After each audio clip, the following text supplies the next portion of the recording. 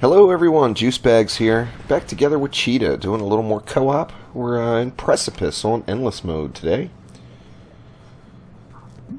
This is our first run together on Precipice Endless, so we were excited to see what we could lay down. We ended up putting up a new #1 high score. Went very well for us. Now things are a little sketchy in the beginning, just not quite enough coin to really set up the way we like, but we managed to get through it. Debating on whether or not Cheetah should bring the crossbow or the stone staff.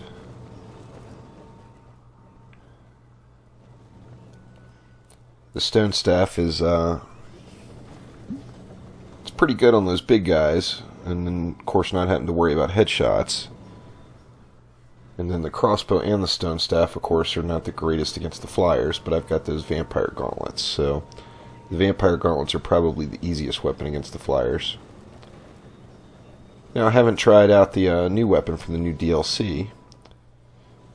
I know that the secondary on that is designed for flyers, but as far as a multi-purpose weapon, the vampire gauntlets are definitely the shit. And don't have enough to fully set up our box, but we got the basics. Gotta switch that minecart over, you'll be losing orcs. Now I'm 50 corn short of throwing down the spring trap, and the spring trap is pretty much required, even right at the beginning. So I'm going to start off just right down at the beginning there. Get a couple of kills in, get enough to get that spring trap up.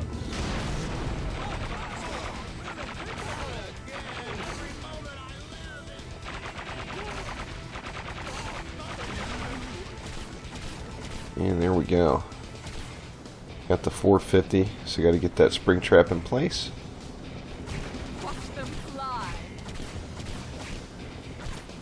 And then the next thing you want to get up is the acid sprayer. And then the third thing you want to get up is the scorcher. But we're going to go through those first beginning levels here. And then you need to get a barricade right behind that spring trap, because although the spring trap range is a little outside, as you see there. The orcs were past the spring trap, but it still flipped them. It's pretty necessary to have that barricade there. See a lot of stragglers alive there that time. Cheetah, of course, is on wind belt duty. He does very well with that.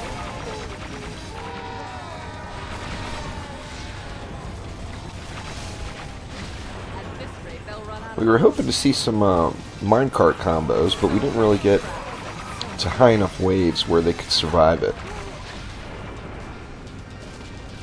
That's the, you know, of course you do have the possibility of getting a 14x solo and then a 16x on co-op off of that minecart, but we weren't able to make it happen.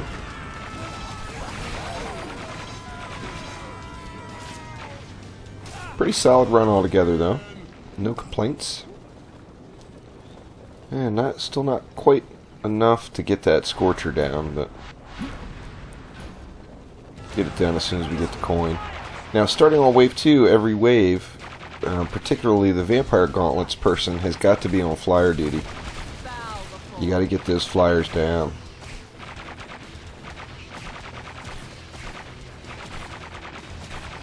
A lot of people underestimate those vampire gauntlets, but they're it's a pretty solid weapon. There's no doubt about that. And for comboing, it makes it very easy to get your combo point up on a whole pack.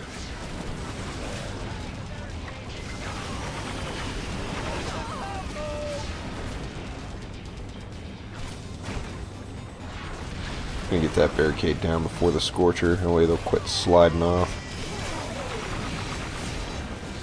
There we go, there's some 10s.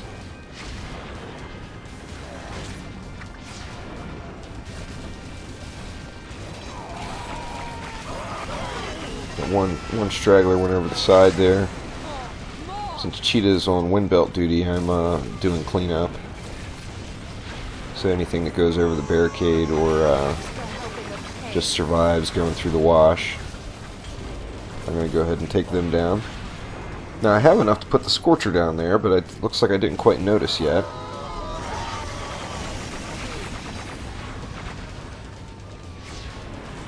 Kind of a wasted Jar of Ghosts that time. There we go.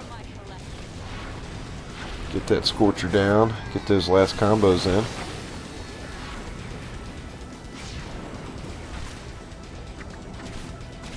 And that's your initial setup. Now from here all you're going to do really is add filters. So let's go ahead and jump on forward.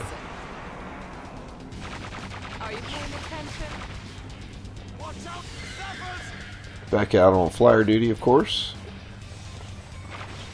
Wave 7, you got some sappers coming. You got to keep an eye out on them.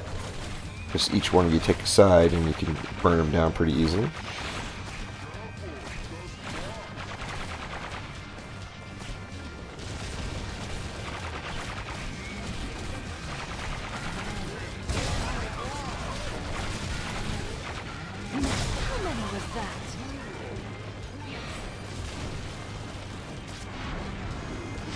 Got a little ogre coming across, and I tried to, so I've got the immobilize on those vampire gauntlets, so I tried to keep the ogres and big guys stunned a little on the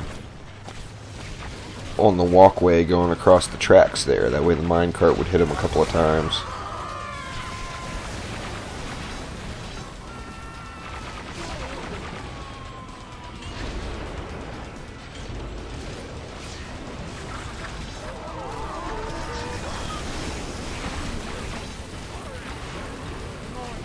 Here's a nice little string of combos.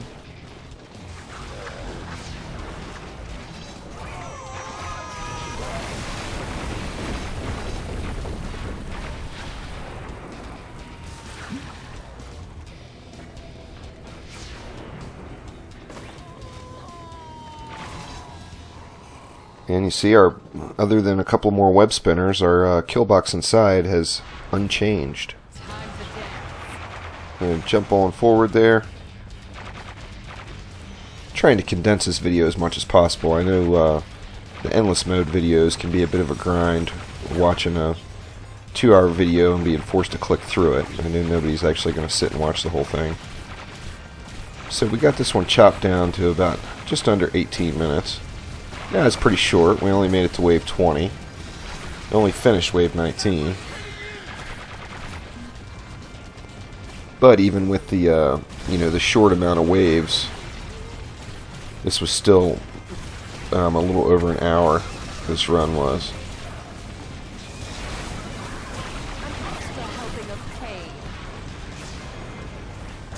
Now the little elementals don't make it over in the push trap, but you can still, if you let them get pushed and then kill them, you can still get like 5 or 6 X's off of them pretty easily.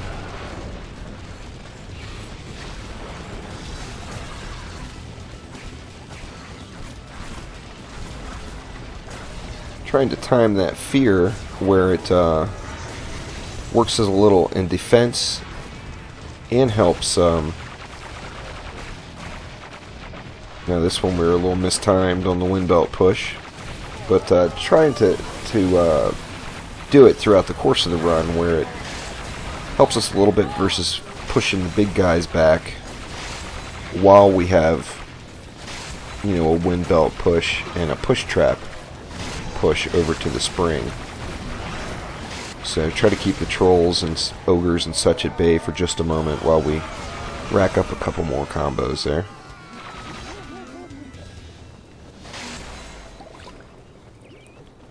See, we got grinders on that back wall. Now, I did play around with, instead of taking the Jar of Ghosts, putting a void wall back there.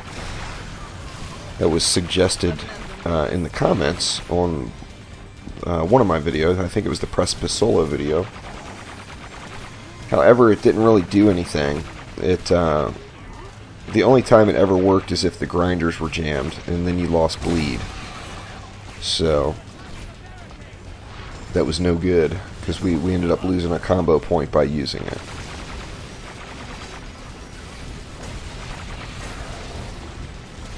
Tell you, that stone staff is definitely very impressive against the big guys. Now, as you see, we did go with the Cheetah's using the crossbow, not the stone staff. We originally planned on him using the stone staff, but the headshot stun combination with the crossbow is pretty deadly as well. I personally am a bigger fan probably of the crossbow. Cheetah is a bigger fan of the stone staff, but he went with the crossbow on this one. Some nice 13s there. Good little string.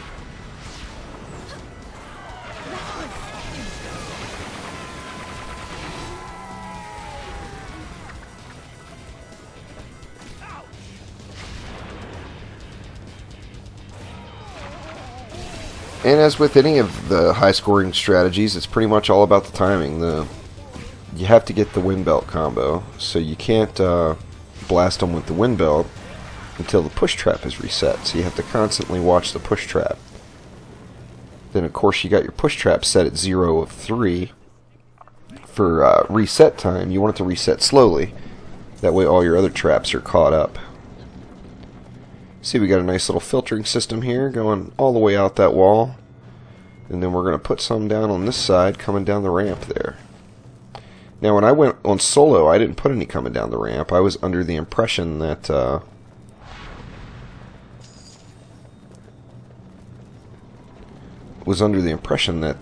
little guys would hit it because of the incline. However, that is an effective filter area. And you can add that to your solo strategy as well. Now, as you see, I kind of snoozed a little bit, and I didn't barricade that side off well enough. Did you miss me, boys? So I end up fixing it later, but right now it's pretty much ineffective. Don't have the coin to do anything about it now because I threw those extra acid sprayers up.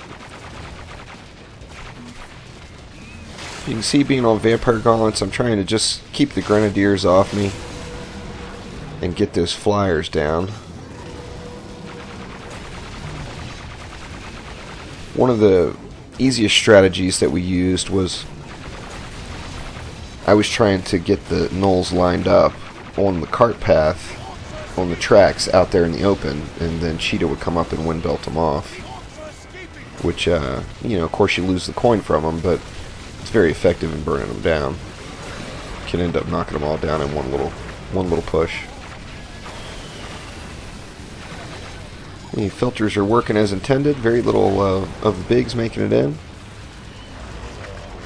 Now, those grinders on that back wall there, it's debatable. You could almost put one up high and the other one all the way on the ground, but we've got it like so, and it worked out fine for us.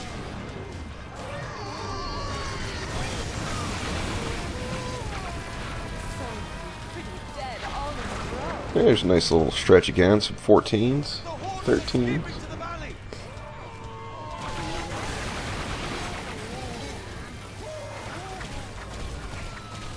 And of course the wind belter can move all those potions out of the way, because you want the person with the wind belt to be able to use the mana potions. There's no reason for you to use them if you're on Vampire Gauntlet duty. Relentless, aren't they? So jumping forward once again.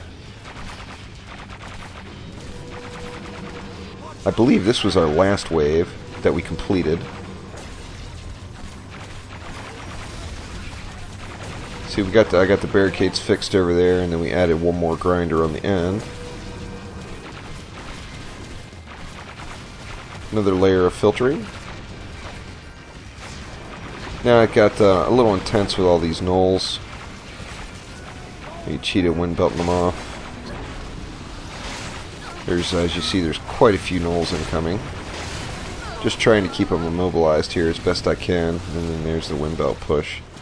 Got a bunch of them off, but not all of them.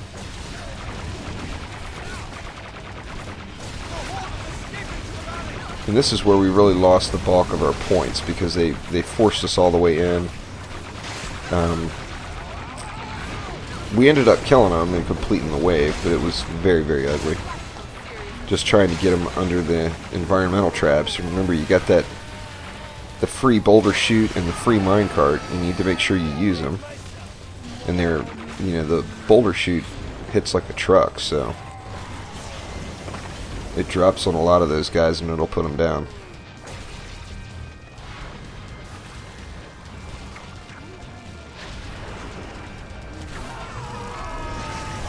Now you'll notice you start to get underkill pretty quickly. We're still managing to get some 13s and some double digits in there. I accidentally stole Cheetah's potions there.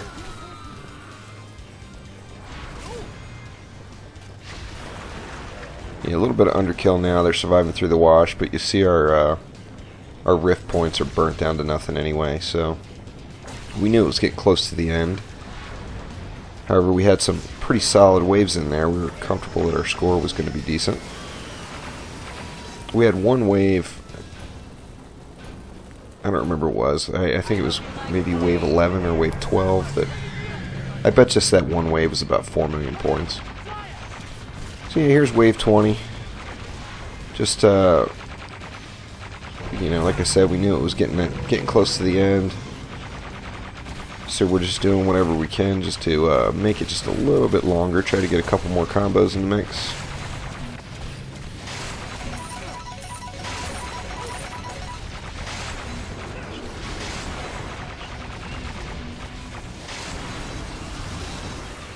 Lots of flyers coming through the other side.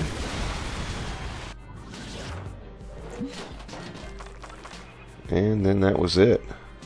That was the end for old Cheetah and I. Wave 19 completed. 31,200,000. Not too shabby. That was started off as a bit of a test run, but it ended up going well. So we got the 31 million there.